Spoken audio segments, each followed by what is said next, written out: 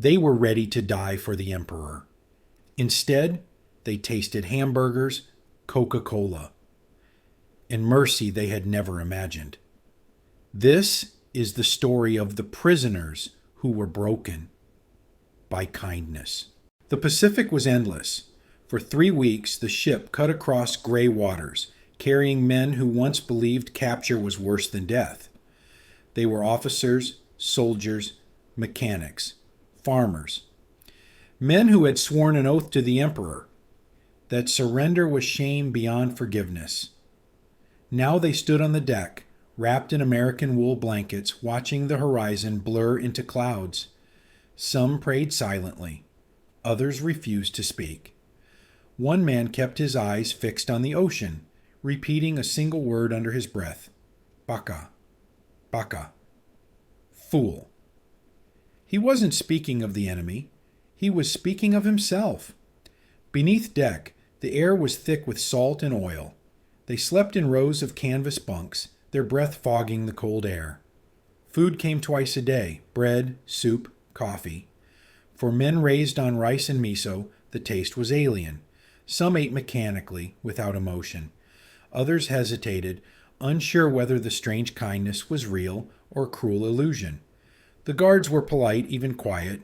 They didn't strike or shout. They simply watched, hands resting on their belts, eyes distant. To the Japanese soldiers, this was the first fracture in everything they had been taught. In the imperial army, mercy was weakness. Compassion was treason. The enemy was not human. But here aboard an American transport ship somewhere between Guam and San Francisco, the impossible was happening. Their enemy had given them warmth. Their captors had given them food, and no one could understand why. In the journals recovered after the war, one prisoner wrote, "I thought they would kill us on the ocean. Instead, they gave us soup. I did not know what to feel. I could not stop crying." As the ship neared the American coast, the cold wind carried new smells: pine, smoke, and something sweet.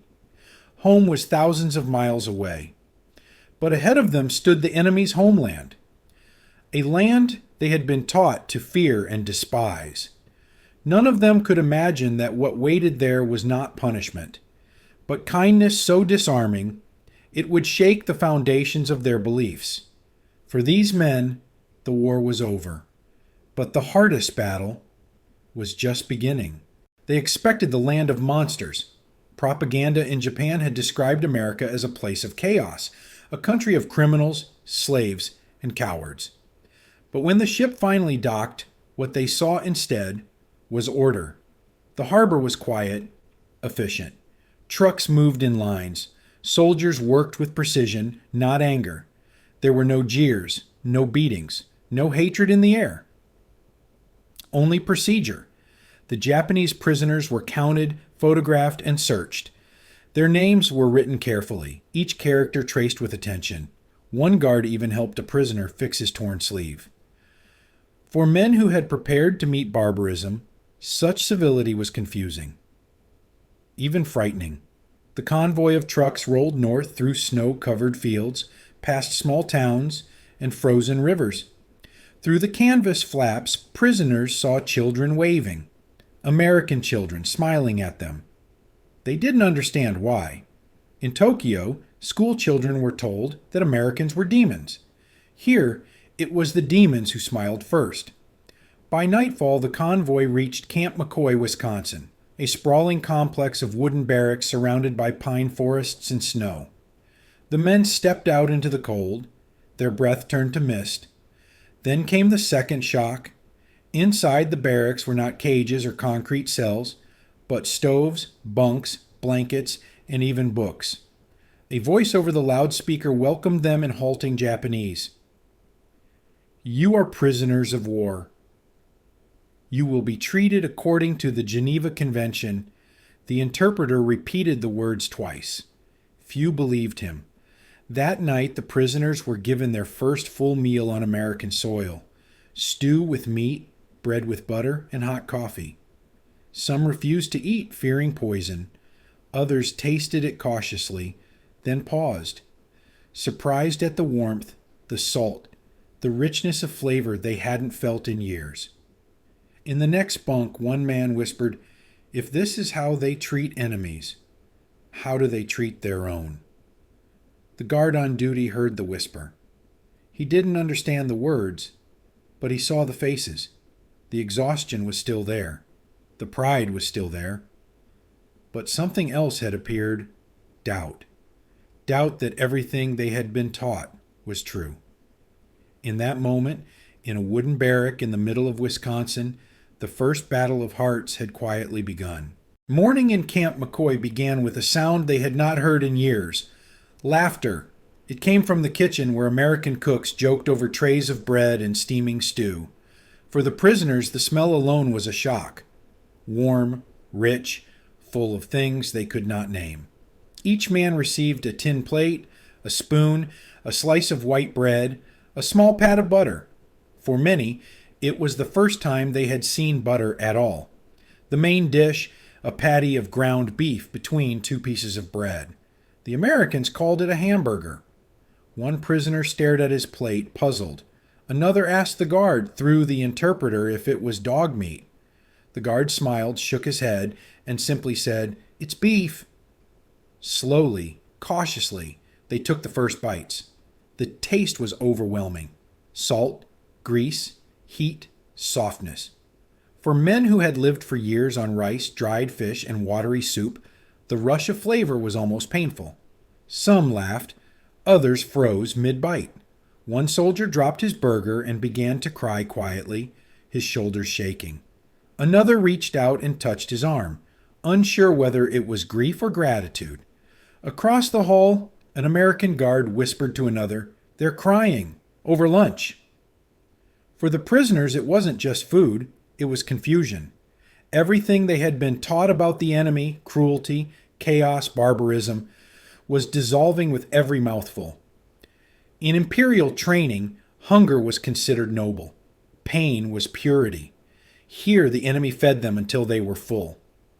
One officer wrote in his diary that night, "The first bite was victory and defeat together. Victory for the body, defeat for the spirit." After the meal, the prisoners were led outside for roll call. Snowflakes fell softly onto the muddy ground. One soldier looked at the sky and murmured, "If they treat us like this." What kind of world did we fight against? It was a question no one could answer. Inside the kitchen, the cooks cleaned the trays, unaware they had just changed 100 lives. Not with words or weapons, but with food. It began as a rumor. The Americans were bringing bottles of something. Glass, dark, with bubbles that hissed like gas. Some thought it was medicine. Others thought it was poison. When the crates arrived, even the guards smiled. Each prisoner was handed a single bottle, cold to the touch, droplets of condensation shining like frost. The label was strange, English letters, bold and curved, a symbol of the enemy's culture in liquid form. A few refused to open it. One officer stared at the cap, whispered, "Is this how they finish us?" Another shrugged, twisted the top, and the hiss filled the room. The first sip was electric. Sweetness, fizz, ice-cold shock. The men looked at one another in disbelief. Some laughed out loud. Others coughed, choking from surprise. One man covered his face and began to sob.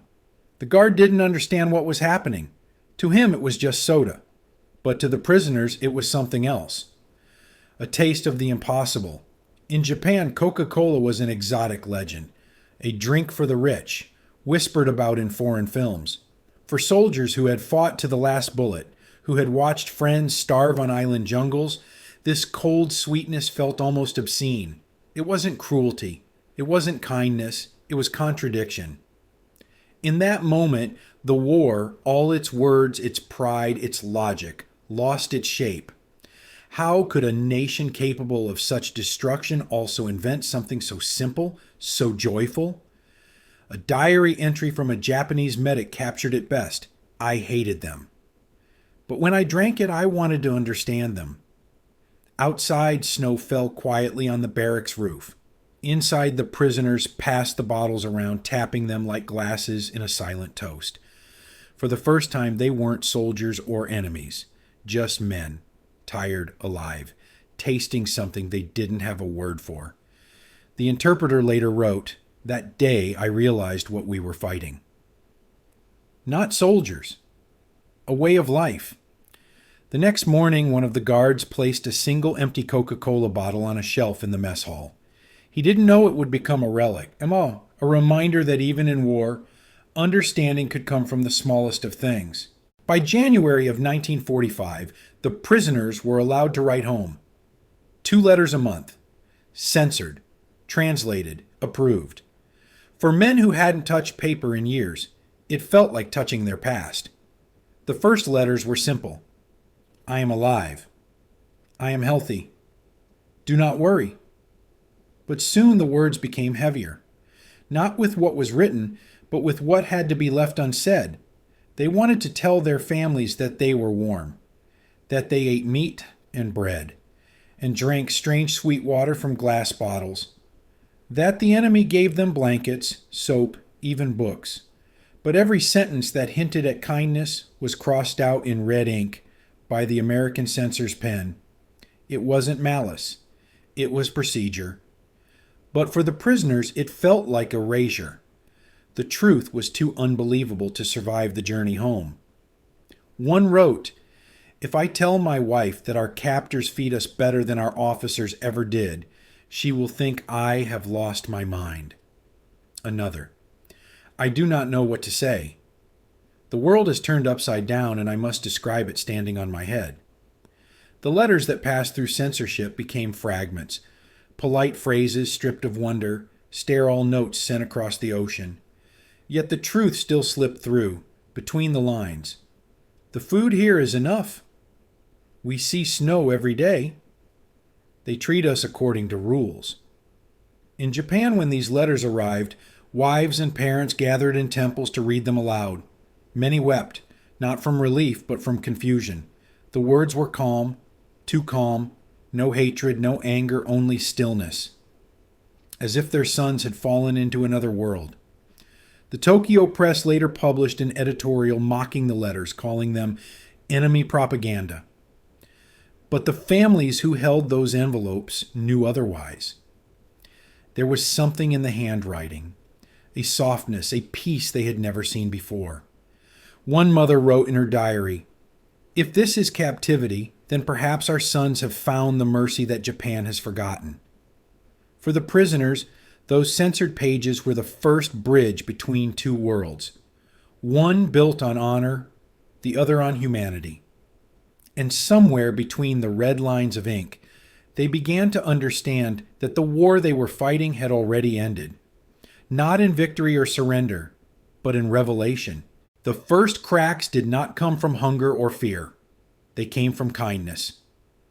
In February 1945, the war was still raging in the Pacific, Tokyo under fire, Okinawa not yet fallen.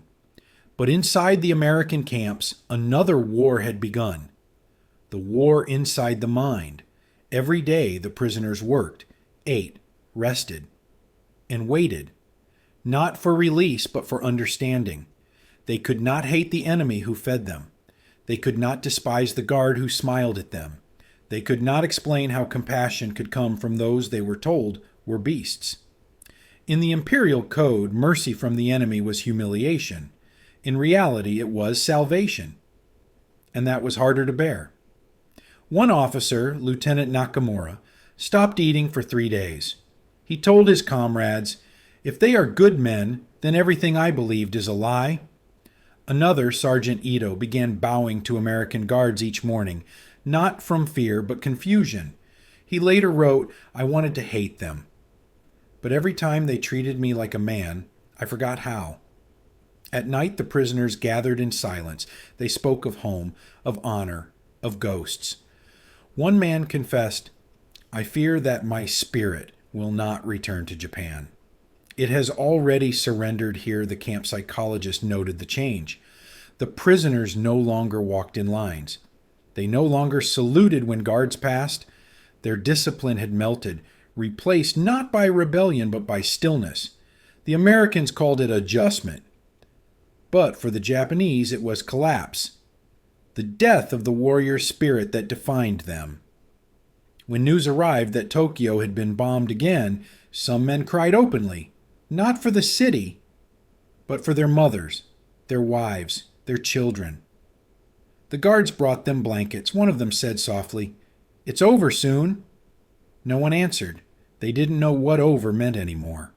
For years, they had believed that death was the only honorable end, but now living itself had become the greater challenge, because it required forgiveness. And forgiveness, in the language of warriors, had no translation. The Americans did not win the prisoners with food alone. They won them with something the Japanese could not measure: values. In the spring of 1945 at Camp McCoy, an unusual meeting was held. Around a wooden table sat officers, chaplains, and psychologists. Their task was not strategy or weapons. It was something far more complicated. How do you defeat an enemy without destroying his humanity? Captain Robert Greene, a camp psychologist, believed he had the answer. If we treat them as men, they will stop thinking like soldiers. His report, dated March 1945, outlined a radical philosophy, one that the U.S. Army would later call re-education through dignity. It began with small things. Let them read books. Let them play baseball. Let them keep a photograph of their families. Greene wrote, "The sword cannot survive in a room full of laughter." To the Japanese mind, this approach was unthinkable. In their own camps, prisoners were tools, stripped of identity. Here in America, they were being rebuilt piece by piece as individuals. One U.S. officer described it simply, "We fight for freedom." So we must prove what freedom looks like. The prisoners were given English lessons, films, even discussions on democracy. Not propaganda, but participation. "We never told them to love America," Greene wrote. "We just let them see it." For many Japanese officers, this was far more dangerous than any weapon. The kindness disarmed them. It questioned everything they believed about strength, loyalty, and pride. An interpreter recalled, "They came to realize that power was not cruelty. It was calm. It was control without violence." In April, a Red Cross inspection team arrived. They reported that Camp McCoy had the highest morale of any POW camp in the continental United States. The prisoners had stopped trying to escape, not because they feared punishment, but because they no longer saw a reason to run. The war outside was still burning.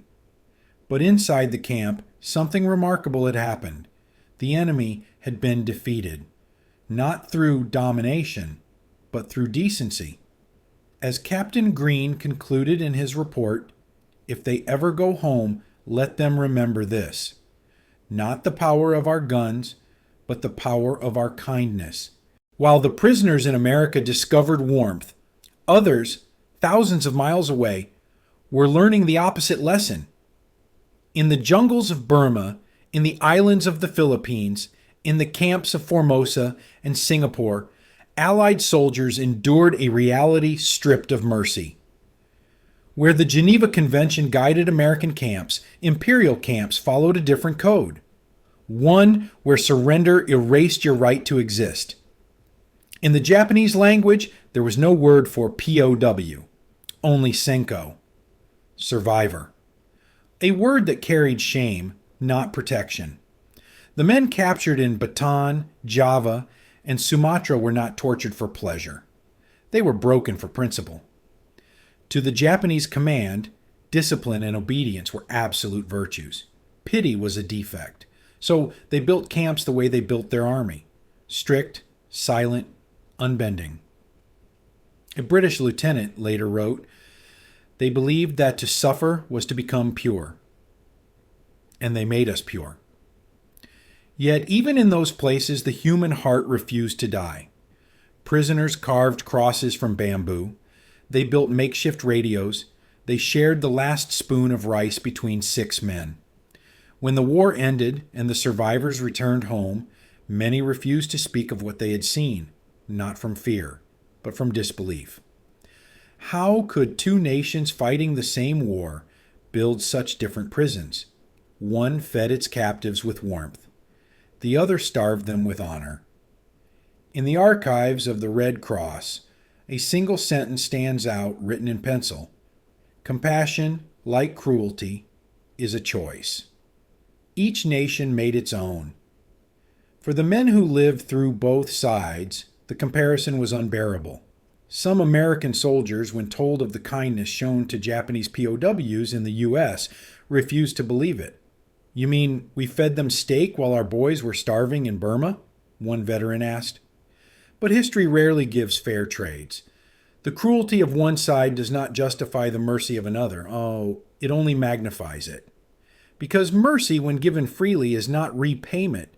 It is a decision to end the circle. Spring came slowly to Wisconsin. The snow melted first on the roofs, then along the roads that led to the forest. Inside the camp, the prisoners had changed. The guards noticed it first. The bows were gone, the fear had faded. The men walked differently now. Not as soldiers, not as captives, but as people returning to themselves. They began to talk, not about the emperor or the war, but about home, about gardens, about trains, about the sound of rain on the tatami mats. One day when an American truck broke down at the gate, 3 prisoners ran to help. No one ordered them to. The guards hesitated, hands on their rifles, and then watched as the Japanese men pushed the truck together, laughing, their breath fogging in the cold. It was small, almost invisible, but it meant everything. For the first time, there was no us and them. Only men, tired of fighting the world, and themselves. In the evenings, the Americans sometimes left the radio on. Jazz, baseball scores, advertisements for things the prisoners couldn't imagine, toothpaste, refrigerators, cars. The men sat by the window listening in silence. One of them, a teacher from Nagasaki, whispered, "This is the sound of peace." A few began to learn English words. Thank you. Tomorrow. Home. And somewhere between those simple phrases, the walls that had divided two worlds began to crack. The camp commander wrote in his April report, "They have stopped dreaming of death. Now they speak of planting trees when they return." Even the American guards began to change. One sergeant wrote to his wife, "They are not what we were told. They pray, they sing, they miss their mothers. They are us, only on the other side of the ocean." The war was not over yet, but here inside a quiet camp in Wisconsin, peace had already begun. Quietly, invisibly, like the first green shoots beneath the snow. The news arrived like a whisper carried by the wind. August 6th, 1945. A voice on the radio, calm and distant, reading the bulletin. An American aircraft has dropped a new type of bomb on the city of Hiroshima. The words were simple, but for the men listening, time stopped. Hiroshima. It was not just a name, it was home.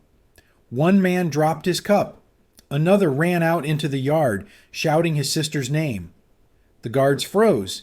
They didn't understand the language, but they understood the sound of heartbreak without translation. No photographs, no official details, only a rumor that the city was gone. That morning, the camp fell silent. The men refused breakfast. They sat outside in the dust, staring north toward a horizon they could not see. When the second bomb fell on Nagasaki, the silence deepened into something sacred. Some prayed, some laughed bitterly, saying, "So this is how gods destroy men." Others said nothing. There were no words in any language for a city that could vanish in an instant. Captain Green wrote in his report that week, "They no longer speak of victory or defeat. They speak only of ashes." One prisoner carved a single line into the wall of his barrack. "The war followed us even here." The Americans in the camp didn't celebrate. They had seen the faces of those whose families lived beneath that cloud. One sergeant whispered to his friend that night, "We may have ended the war, but I think we just broke the world." For the prisoners, that day was not the end. It was the moment they finally understood the scale of what humanity had done. And that no side, no flag, no victory could make sense of it. They were soldiers once. But in that silence, they became something else. Witnesses. In the autumn of 1945, the war ended, not with cheers, but with silence. Ships crossed the Pacific carrying men who were no longer soldiers. They had left as warriors. They returned as ghosts. At Yokohama and Sasebo, the ports filled with families, mothers, wives, children clutching faded photographs. But not everyone came to meet them. In Japan, captivity was still shame. The emperor had surrendered, yet for many, the idea of surrender remained unforgivable. When the first groups of prisoners stepped onto the docks, some were greeted with tears, others with silence. A few were told not to return home at all. They carried nothing save only letters, drawings, and a strange memory, kindness from the enemy. One former officer wrote in his diary, "In America they fed us, clothed us, treated us like men. Here they look at us as if we are already dead." Reporters asked what life in captivity was like. Most refused to answer, but one, a young lieutenant from Kyushu, spoke softly into the microphone. "They gave us hamburgers." And Coca-Cola. The audience laughed nervously, not knowing whether to pity or despise him. He continued, "It tasted like freedom." The papers didn't print his words, but among the returning men, that sentence became a whisper, passed from one to another like a prayer. It tasted like freedom. In the years that followed, those men would live quietly, working as teachers, carpenters, gardeners. Few ever spoke of America again, but on summer evenings, some were seen sitting by the river, sipping from bottles of Coca-Cola, staring into the current. They never called it nostalgia. They called it peace. Time, like the tide, does not forget. 20 years after the war, men who once faced each other through barbed wire met again, not as enemies, but as friends. In 1964, a small reunion was held in Wisconsin. Former guards, local townspeople, and a handful of Japanese veterans gathered in a community hall. There were photographs on the walls. Young faces, uniforms, snow. Smiles that time had not erased. When the interpreter finished the introductions, there was a long pause. Then one of the Americans, now gray-haired and slow-moving, walked across the room and handed a paper-wrapped package to a Japanese guest. Inside, a bottle of Coca-Cola.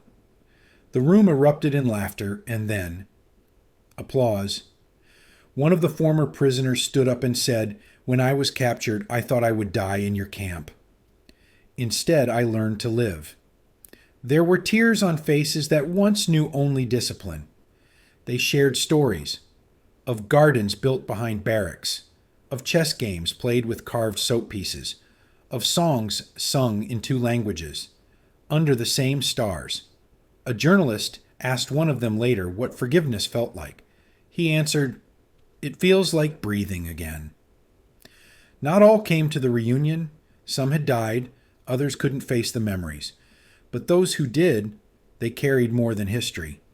They carried proof that mercy once given never disappears. In a world rebuilt on ashes, the kindness shown to a handful of prisoners had become something eternal, a quiet bridge between 2 nations. Decades later, when asked why he returned, one man said simply, "Because I wanted to see the people who fed me when I was hungry." The reporter paused. "And what did you say to them?" The man smiled. "Thank you for the hamburgers." History often remembers battles, but sometimes what defines us are the moments between them. In the cold mornings of Wisconsin, when the prisoners repaired fences or shoveled snow, the guards brought them coffee, not from pity, but from something simpler: humanity. One American soldier later said, "I didn't see enemies. I saw men who just wanted to go home for decades. That sentiment never made it into textbooks. The war needed heroes and villains. But real history, the kind that breathes, lives in small gestures: a cup of water, a smile through barbed wire, a shared song in the dark." When the war ended, the world moved on to new conflicts, new fears, new enemies. But those who lived through it carried something different. They had seen what kindness could do, even in captivity. They had seen that mercy could survive uniform, ideology, and war. Decades later, when historians interviewed the former prisoners, most didn't talk about weapons or battles. They talked about food, about the first taste of Coca-Cola, about hamburgers on tin plates, about how something so ordinary could feel like forgiveness. One man said, "We were enemies." But in that camp, for the first time, I felt what peace might look like. The echoes of that peace didn't fade. They grew into friendships, into families, into stories like this one. Because in the end, war destroys machines, but mercy rebuilds people. And long after the last shot is fired, the quiet acts of humanity are the ones that still speak. Wars don't end when treaties are signed. They end when the hate inside people finally runs out. For the men who tasted mercy behind barbed wire, the war ended not with surrender, but with understanding. Years later, when they spoke to their children, they didn't talk about enemies. They talked about people, about kindness that came in the shape of a meal or a blanket on a cold night. They carried those moments into the rest of their lives, quietly, without medals, without speeches. In the 1970s, one of them returned to Wisconsin. The camp was gone. The fields had swallowed everything. He found the place where the mess hall had once stood, and he laid a small offering on the ground: a hamburger wrapped in paper and a bottle of Coca-Cola. No ceremony, no audience. Just a man paying tribute to a kindness that had changed his soul. He stood there for a long time. Then he whispered, "This is where I stopped hating." The camera of history rarely lingers on such moments, but maybe it should, because this, not the flags, not the victories, is where wars truly end. Inside people. Inside the small, quiet decision to forgive. The men who once bowed to the emperor and swore to die for honor learned that mercy, too, is a kind of honor, that feeding your enemy can be more powerful than defeating him, and that in the ashes of history, humanity is the only thing worth rebuilding. One soldier's diary found after his death contained only a single line: "America fed me. Japan taught me. And I lived between the two. The war ended, but the humanity survived.